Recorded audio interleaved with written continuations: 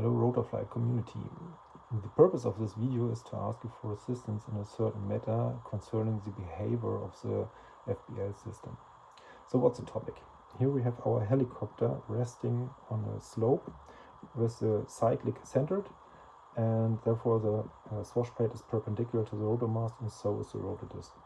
If in this situation we would lift our collective without counteracting on the cyclic, our helicopter would slide down the slope because of its own weight and because of the lifting vector of the rotor. So in order to make a smooth takeoff, we will apply a small amount of collective to get the main rotor blades out of their mechanical flapping stops, and then we will increase the pressure of the upper skid to the slope by applying some cyclic input. So the rotor disc will flap towards the slope. And then we further increase the collective and at the same time keep the rotor disc horizontal or slightly towards the slope by controlling the cyclic input. So the helicopter will lift off with a lower skid, but still resting on its upper skid on the slope. We do this until the helicopter becomes light and then lifts vertically off the slope. I have linked some videos below, so there you can see how this maneuver is done and what it looks like. Of course, most of the model helicopter rotor systems do not allow for such a big flapping angle, but the principle is the same. You want to give some pressure on the upper skid when lifting the helicopter, and this is done by applying some static input on the cyclic. With static, I mean the swash plate remains in its position, and the rotor disc shall remain in this position or shall keep the amount of pressure to the upper skid. And here's a problem I have, and I will show you this with a little test bench I prepared. So here is my small test setup with one servo directly controlled via the roll signal through the receiver, and one servo controlled through the Nexus system. So the right servo is controlled directly by the receiver, and the left servo is controlled by the FBL system. I adjusted the inputs and outputs in the way that both servos have the same amount of movement when I give full signal to the right or left. So I also prepared 3 profiles.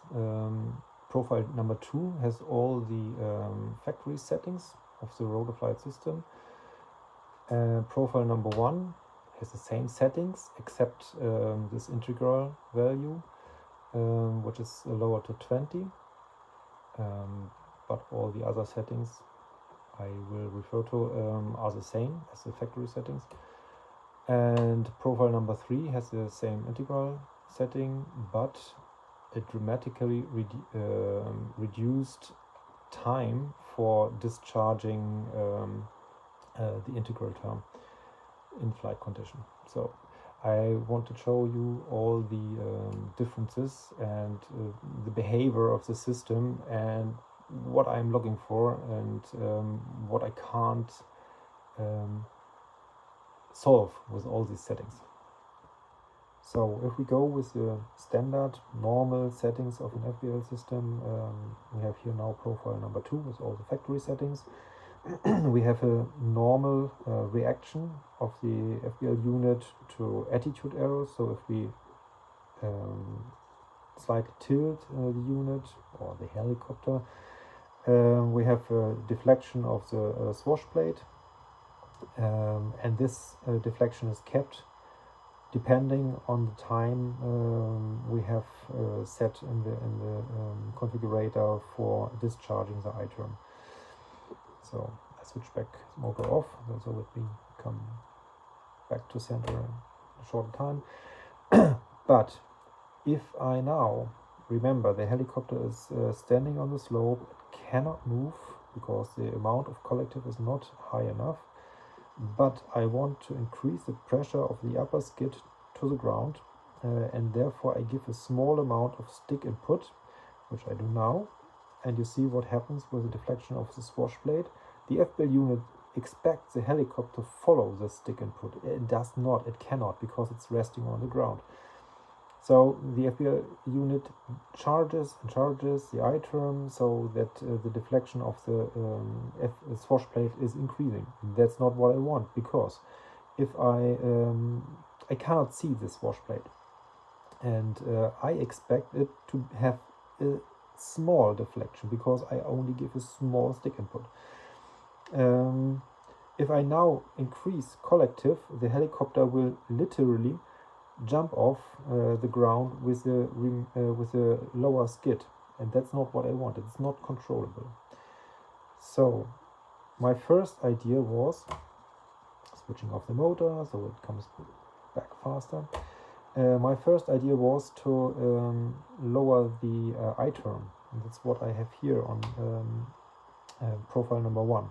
If I now give the small stick input, because the I-term is not very much, the deflection of the swash plate is also very small, and this remains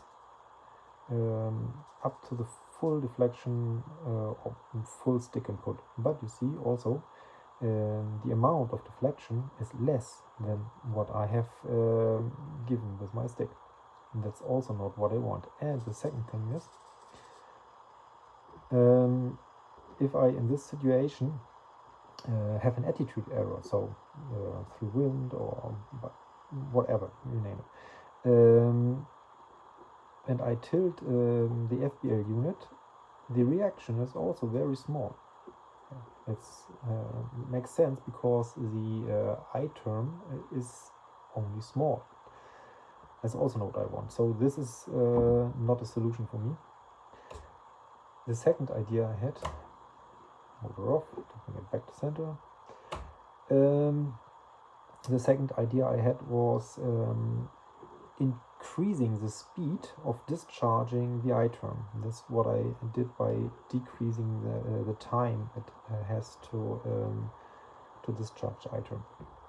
This is what I have on profile number 3. If I now give a small amount of stick input, you see the deflection of the swash plate is also small, and this is kept up to the full deflection or the full stick input, and more or less the same value. This is what I want.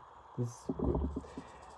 But you see the reaction to attitude errors is also not very good. It has a quite good reaction, but it does not keep this deflection of the swash plate, and this again makes it unstable.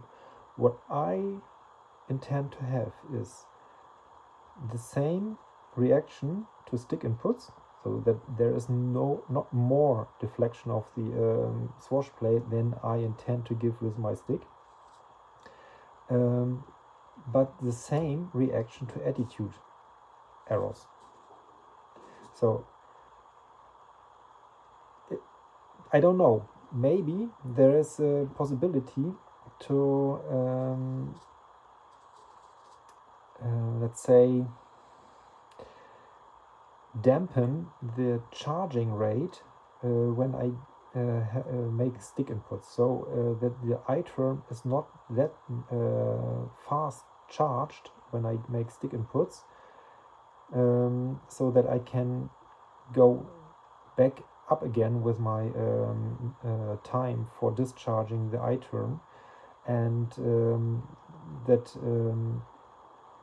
you see, I assume that the effect here with this higher speed for discharging the I-term is that the charging time is more or less equal to the discharging time, or it is discharging the I-term in a speed that the charging does not matter, more or less. And this is good for the static input of my stick and the desired reaction of the swash plate. but it's not good for the reaction from attitude errors. So the idea is that I go up again with my discharging time, that I have a better reaction from attitude errors,